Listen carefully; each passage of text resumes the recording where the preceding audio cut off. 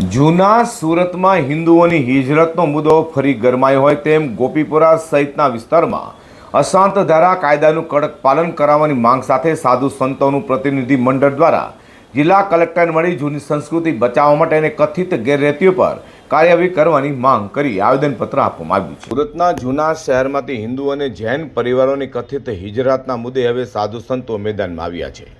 ગોપીપુરા સહિતના વિવિધ વિસ્તારોમાં શાંત ધારા કાયદાનું પાલન થતું નથી તેમજ કેટલીક જગ્યાઓ પર ગેરકાયદે બાંધકામ, બેનામી વ્યવહારો અને મિલકતની તબદીલી થઈ રહી હોવાના આક્ષેપ સાથે સાધુ સંતોના પ્રતિનિધિ મંડળે જિલ્લા કલેક્ટરશ્રીને રજૂઆત કરી હતી।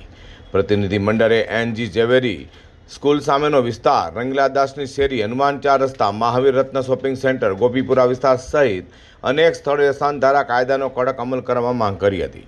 સાધુ સંતોનું કહ્યું છે કે જો નિયમોનું યોગ્ય પાલન થશે તો જૂના સુરતની સંસ્કૃતિ જળવાશે, લોકોની હિજરત અટકાવવામાં મદદ મળશે। સાથે તેમણે તંત્રને કાયદાનું નિષ્પક્ષ અને કડક અમલીકરણ કરવાની અપીલ કરી હતી। એડવોકેટ તરુણકુમાર નકુમ આજ રોજ અમે હિન્દુ અને જૈન સાધુ સંતો સાથે અમે આજરોજ કલેક્ટર સાહેબશ્રીને અશાંત ધારા હેઠળ આવેલ વિસ્તાર ગોપીપુરાની રજૂઆત કરવા આવ્યા છીએ। જ્યારે ગોપીપુરા વિસ્તાર હેઠળ હિન્દુઓ અને જૈન લોકોના મકાન હેઠળ વિધર્મીઓ ગેરકાયદેસર રીતે પરમિશનો અને કબજો કરીને રહી રહ્યા છે તે કલેક્ટર સાહેબને ખોટા અને પુરાવા સાથે રજૂઆત કરવા આવ્યા છે। આ જગ્યા મૂળ વ્યક્તિને પાછી મળે અને વિસ્તારની અંદર શાંતિ જળવાઈ રહે તે માટેના યોગ્ય રજૂઆત કરવા આવ્યા છીએ। ઘણા સમયથી આ પ્રકારની રહી છે તો તંત્ર શા માટે કામગીરી નથી કરી? તંત્ર કામગીરી કરી રહી છે। તંત્રને અમે પુરાવા સાથે રજૂઆત કરવા આવ્યા છીએ કે ગ્રાઉન્ડ લેવલે આની તપાસ કરી અને યોગ્ય કાર્યવાહી કરે।